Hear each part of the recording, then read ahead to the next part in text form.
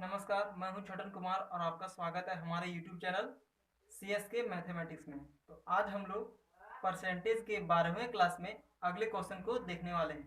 तो चलिए आइए देखते हैं। और देखिए ये क्वेश्चन क्या कहता है। कहता है एक व्यक्ति अपनी आय का 20% भोजन पर खर्च करता है और उसमें से शेष जो बचता है उसमें से 30% चिकित्सा पर खर्च कर देता है, और उसमें से भी जो शेष खर्च बचता है उसमें से उसको 40% शिक्षा पर खर्च कर देता है, और माह के अंत में प्रति माह वो 3360 रुपये बचाता है। तो वह व्यक्ति का मानसिक आय क्या है, महीना में कितना कमाता है। तो चलिए इसका सॉल्यूशन करते हैं। उसका आय तो दिया हुआ नहीं, तो मान लेते हैं उसका आय x रुपया है। मानते हैं उसका आय हम x रुपया है, और वो खर्च कितना किया 20%, तो बचत कितना किया 80%। 80% बटे 100।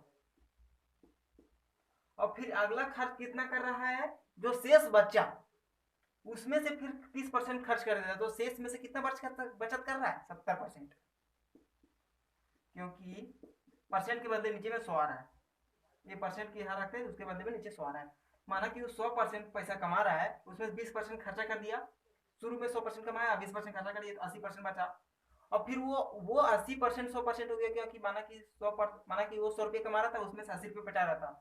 तो अगर 100% 80 रुपया है, तो फिर वो 80 रुपया में से वो उसका 70% खर्च कर रहा है। सपोज दैट है वो तो उसका 70% खर्च कर रहा है, परसेंट के बदले बटे में 100। उसी प्रकार अगले खर्च कर रहा है, देखिए कितना, शेष में से 40% खर्च कर रहा है, तो बचत कितना कर रहा है 60%। तो 60% बटे में 100, और माह के अंत में वो बचाता कितना है 3360 रुपया। अगर ये बराबर में इक्वेशन जो ये दिया है, वो अगर खर्च दिया रहता तो हम यहाँ खर्च लिखते, लेकिन यहाँ दिया है बचत, तो बचत लिखेंगे। तो इतना कमा रहा है, बचा रहा है महीना के अंत में। तो अब जो कटेगा वो काट देते हैं, उसका एक्स का जो वैल्यू आ जाएगा उसका होगा मानसिक आय। देखिए कट जाएगा क्या, एक से एक जीरो कट गया, और ये दो से दो जीरो कट गया, और ये 6 से कितना बार में कटेगा, ये कटेगा 5 6 56 बार में, और ये 8 7 से एक कटेगा, 56 खत्म हो गया। और एक से एक ये दोनों गुना के ऊपर अगर ये जाएगा, देखिए ये दोनों से ये काटना भूल गए, ये दोनों से काटना भूल गए थे, ये दोनों कट गया। और ये होके दोनों गुना होके अगर इधर क्रॉस में जाएगा तो हो जाएगा ये 10,000।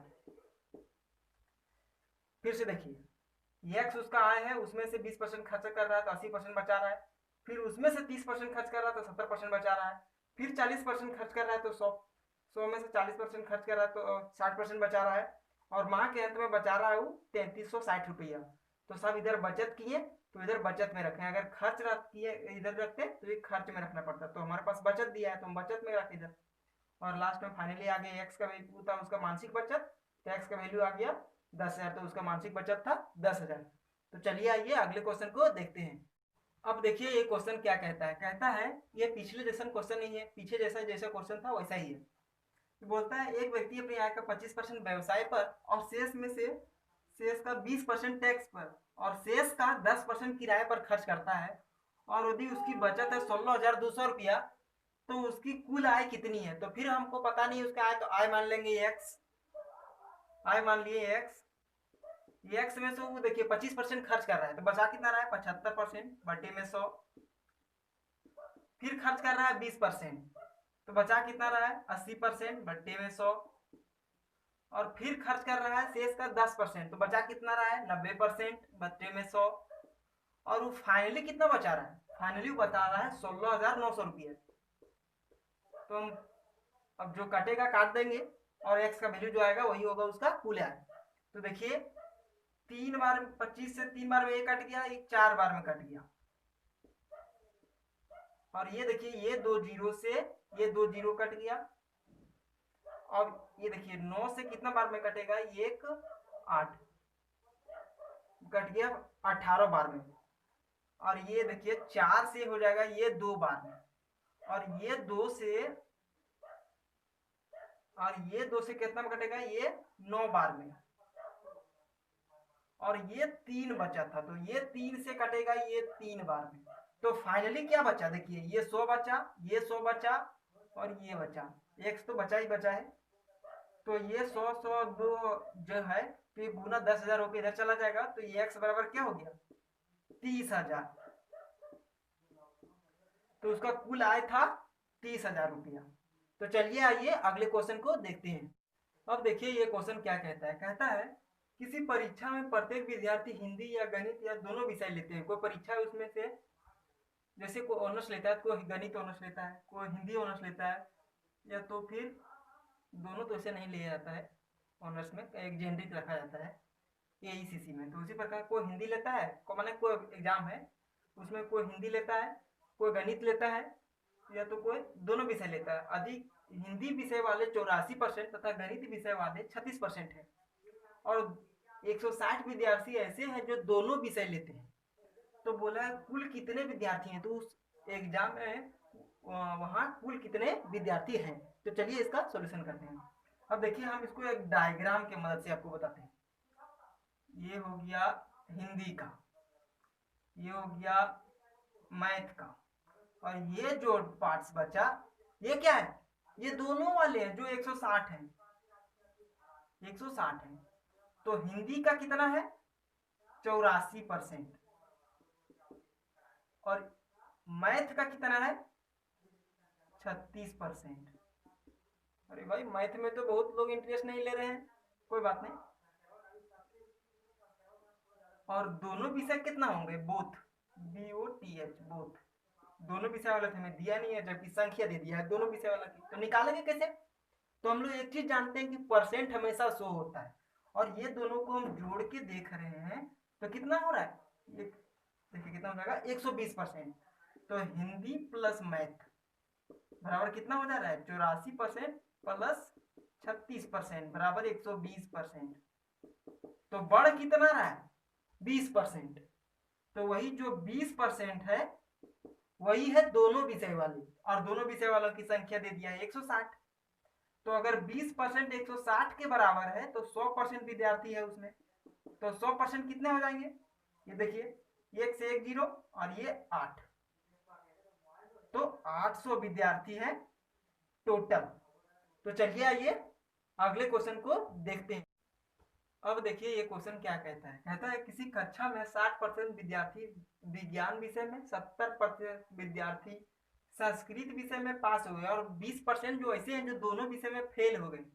तो पास कितने हुए भाई 80% दोनों विषय पास हुए, वो आगे देखेंगे। और फिर बोला अधिक कक्षा में पास होने वाले छात्र 1250 है, तो कुल कितने छात्र हैं। तो बोला कुल कितने छात्र हैं, अगर 1250 पास होने वाले हैं तो फेल वाले भी मिला के पूछा है ना भाई कुल कितने छात्र हैं। तो चलिए देखते हैं, फिर मैं आपको इसको डायग्राम से बताता हूँ। देखिए ये हो गया एक डायग्राम और ये हो गया दो डायग्राम, इसको थोड़ा बीच वाला बड़े रखते हैं। और बोला है विज्ञान साइंस,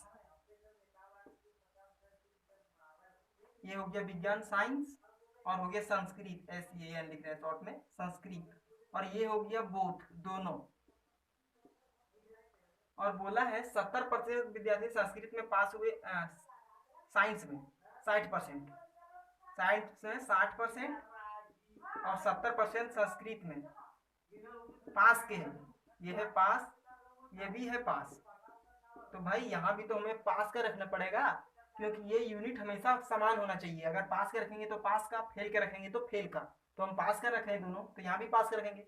तो 20% दोनों में फेल हो गए हैं, तो पास दोनों में कितने हो गए 80%। तो 80% ये हो गया पास का।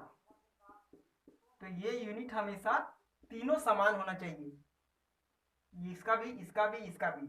अगर फेल का इसमें हम रख रहे हैं तो ये भी फेल का रखेंगे, अगर इस सब में पास का रख रहे हैं तो इसमें भी पास के रखेंगे। तो देखिए एक्चुअली 80% अगर फेल हुआ, दोनों में पास हुआ है दोनों में, और ये दिया है 60%, ये 70%। तो परसेंट तो हमेशा भाई 100 ही होते हैं, और जोड़ रहे हैं तो बहुत ज्यादा हो जा रहा है। तो एक्चुअली में पास हुआ कितना है, दोनों विषय में जो पास हुए हैं एक्चुअली में, जो किसी विषय में फेल ना हुआ, तो है कितना। देखिए ये दोनों को जोड़ दो, उसमें इसको घटा दें तो वो निकलेगा एक्चुअल पास। तो कितना हो जाएगा 60% प्लस 70% माइनस 80%। तो कितना हो जाएंगे 50%। और 50% ऐसे विद्यार्थी जो एक्चुअल में पास हुए हैं, और एक्चुअल में पास विद्यार्थियों की संख्या कितनी है 1250।